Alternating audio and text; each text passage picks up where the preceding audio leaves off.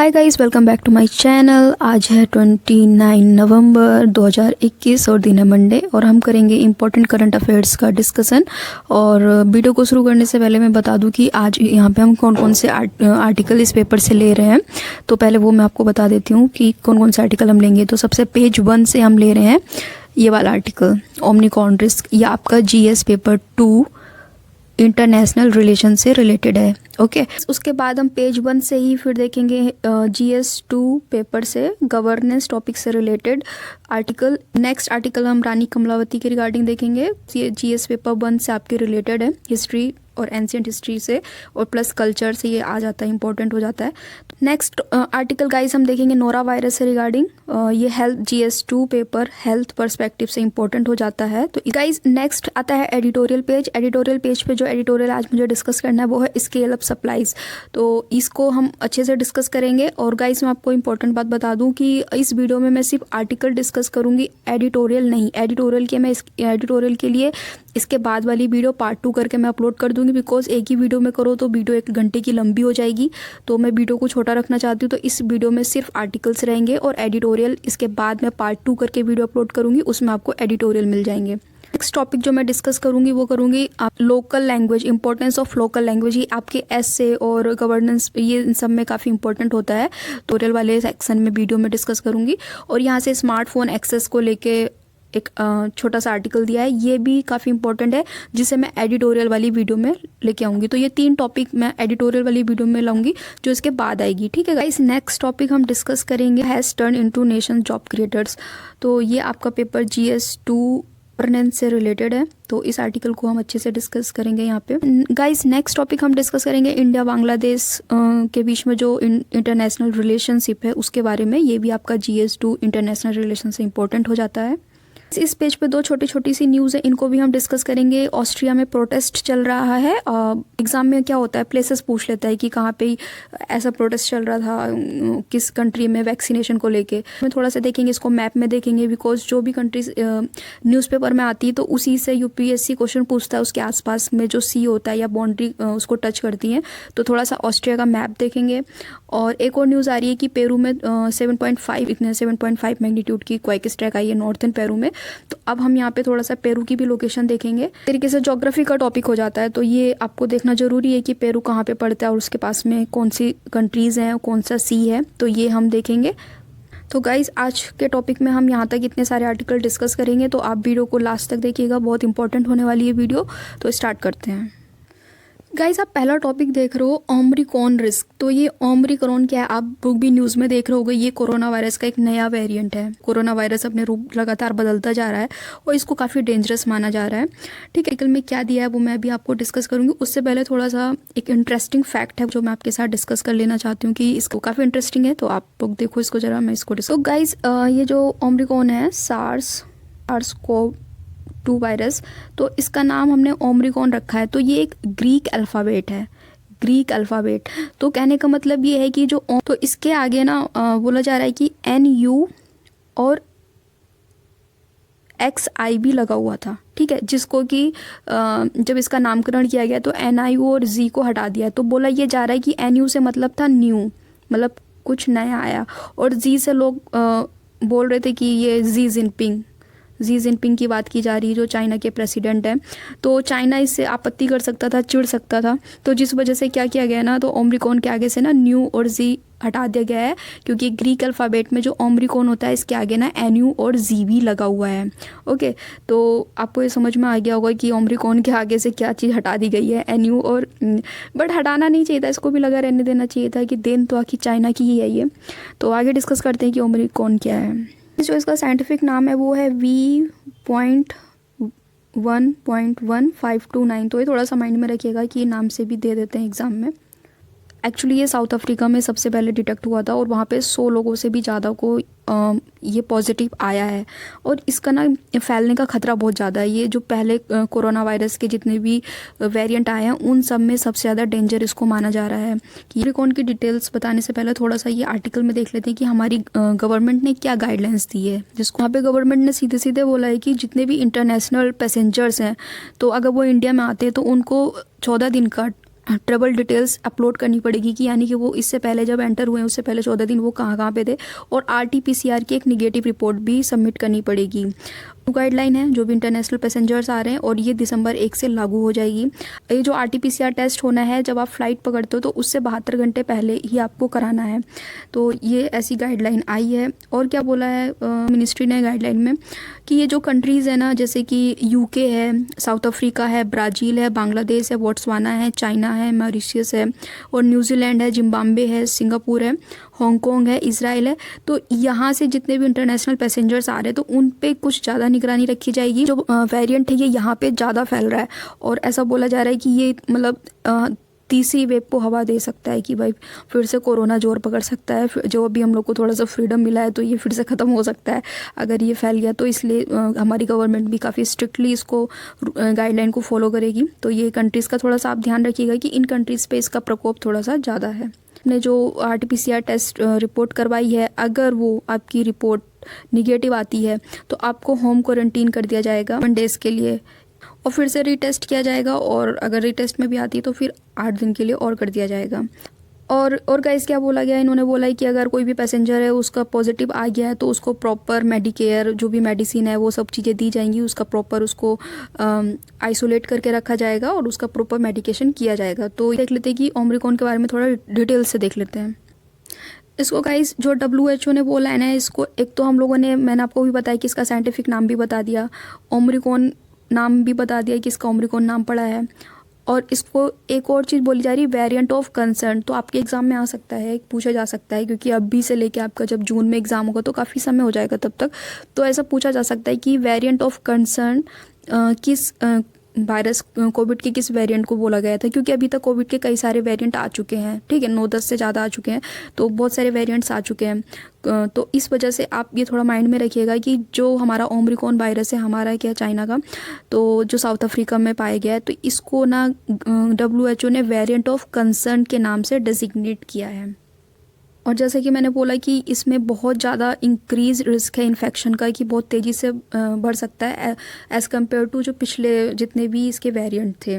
WHO ने बोला है कि जो PCR टेस्ट हो रहा है तो वो इसमें इस वायरस को भी डिटेक्ट करने में सक्सेसफुल है। अब WHO ने इसे वेरिएंट ऑफ कंसर्न क्यों बोला, बिकॉज ऐसे एविडेंस देखे गए कि जो इसके ट्रांसफ़र हो रहा है ना 1 पर्सन टू अदर पर्सन, ये काफ़ी तेज़ी से हो रहा है। तो लोगों को हॉस्पिटलाइजेशन करना पड़ रहा है, डेथ हो जा रही है बहुत तेज़ी से, मतलब हॉस्पिटलाइजेशन की जो एक दर है, रेट है, वो ज़्यादा बढ़ गई है, डेथ की रेट ज़्यादा बढ़ गई, तो इसलिए इसको वेरिएंट ऑफ कंसर्न बोला जा रहा है।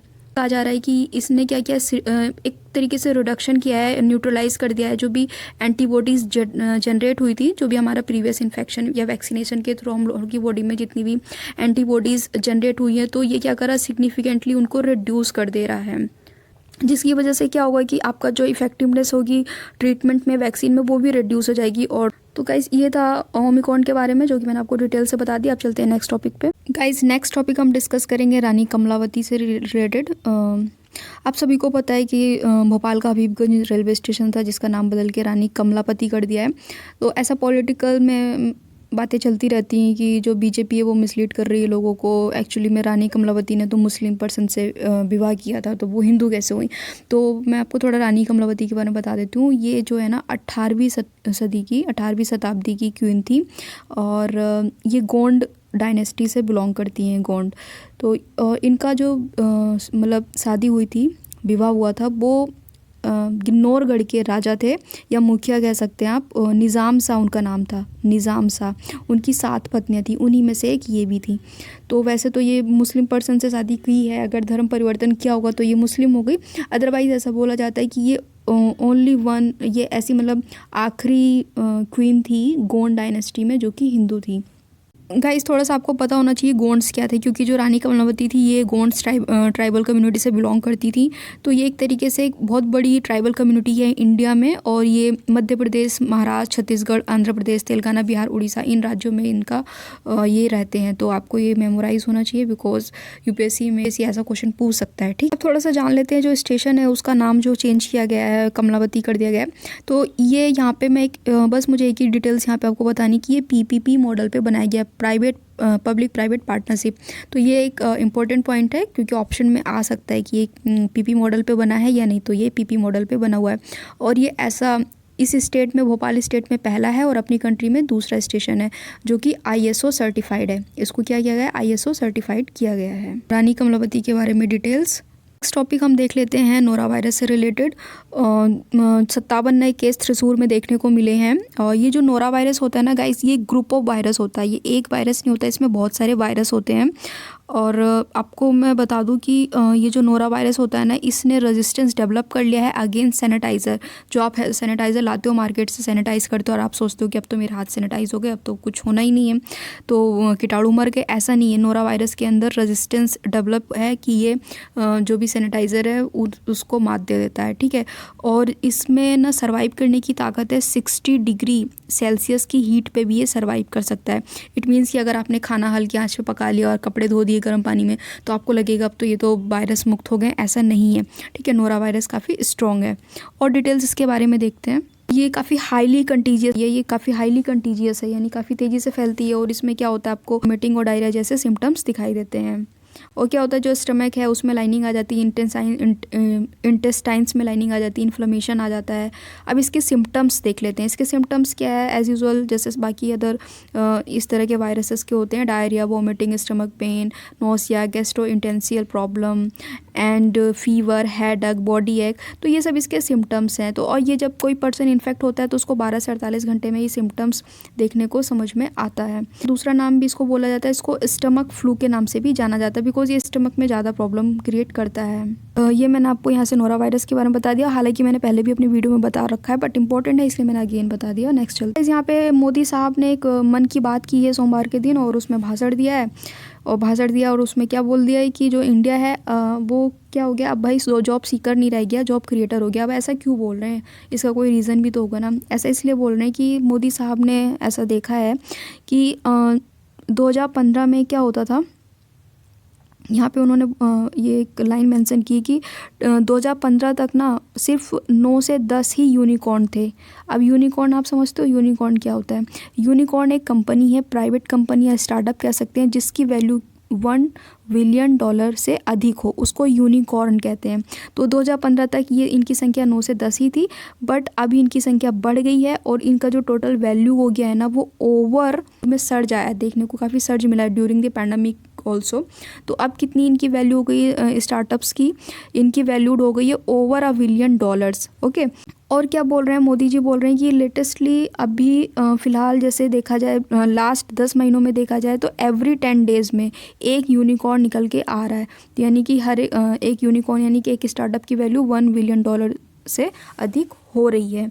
तो ये एक अच्छा पॉइंट है, ठीक है। तो इसलिए क्या कहा जा रहा है कि अब जो इंडिया का यूथ है वो जॉब क्रिएट कर रहा है इंस्टेड ऑफ जॉब सीकिंग। और यहाँ पे मोदी जी ने थोड़ा सा एड्रेस किया है एनवायरनमेंट को लेके कि एनवायरनमेंट के प्रति हमें थोड़ा सेफ गार्ड, जो आप स्टार्टअप लगा रहे हो थोड़ा एनवायरनमेंट फ्रेंडली हो, ठीक है। तो ये सब चीज़ें बोली गई। ऐसा क्यों बोला है? क्योंकि मोदी जी ने बोला है कि जब तक आप नेचर को थ्रेट नहीं करते हो ना, आप अपनी तरफ से नेचर को डिस्टर्ब नहीं करते ना, तब तक नेचर आपके जीवन में डिस्टर्बेंस या डिस्ट्रॉयड नहीं क्रिएट करती है। तो ये एक सही अच्छी बात है, ये आप अपने ऐसे में या आप मेंस आंसर राइटिंग में क्वेट कर सकते हैं। तो सेकेंड चीज़ ये कि यहाँ पे इन्होंने आयुष्मान भारत के जो बेनिफिशियल हैं, जिन लोगों को इलाज मिला है, तो उन लोगों से भी बात की है। तो यहाँ पे कुल मिला के ये भी कहा जा रहा है कि जो आयुष्मान भारत स्कीम है वो भी सफल होती दिख रही है। तो यहाँ से ये सारे पॉइंट्स हैं जो आप अपने मेंस आंसर राइटिंग में यूज़ कर सकते हैं। नेक्स्ट आपको देखने मिलेगा कि भाई इंडिया और बांग्लादेश के जो रिश्ते हैं ना और भी गहरे हो गए हैं, ऐसा मिस्टर पीयूष गोयल बोल रहे हैं। ऐसा क्यों बोल रहे हैं? ऐसा इसलिए बोल रहे हैं कि जो दोनों कंट्रीज़ के सीईओ फोरम है ना, उनकी पहली बार मीटिंग होने जा रही है। अभी तक नहीं हुई थी, अब पहली बार मीटिंग होने जा रही है और यहाँ पे बात की जाएगी कॉम्प्रहेंसिव इकोनॉमिक पार्टनरशिप एग्रीमेंट को लेके। तो इसमें क्या होगा कि जो भी दोनों कंट्री के बीच में इन्वेस्टमेंट है या इकोनॉमिक टाइज़ हैं वो और भी अच्छे बेहतर बनाने की बात की जाएगी।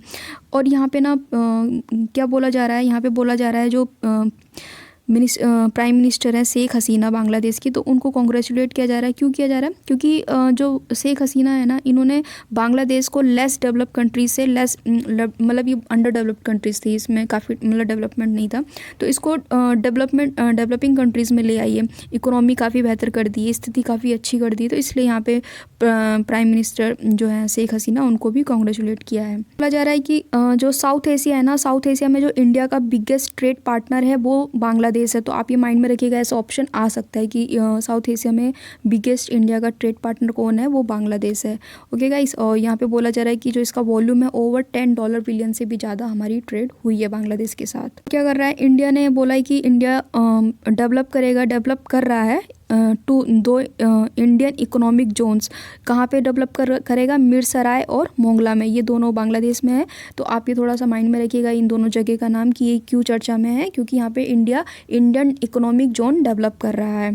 और भी चीज़ें बोली गई हैं कि जब पैंडमिक चल रहा था उस बीच में भी क्या हुआ है कि उस बीच में भी इंडिया और बांग्लादेश के बीच में जो कनेक्टिविटी थी ट्रेड को लेके, तो वो इंटरप्ट नहीं हुई है, वो सप्लाई की गई है। हमने भी काफ़ी सप्लाई किया वैक्सीन्स, मेडिसिन्स, और तो एक किसी मतलब कनेक्टिविटी ब्रेक नहीं हुई है, सप्लाई ब्रेक नहीं हुई है।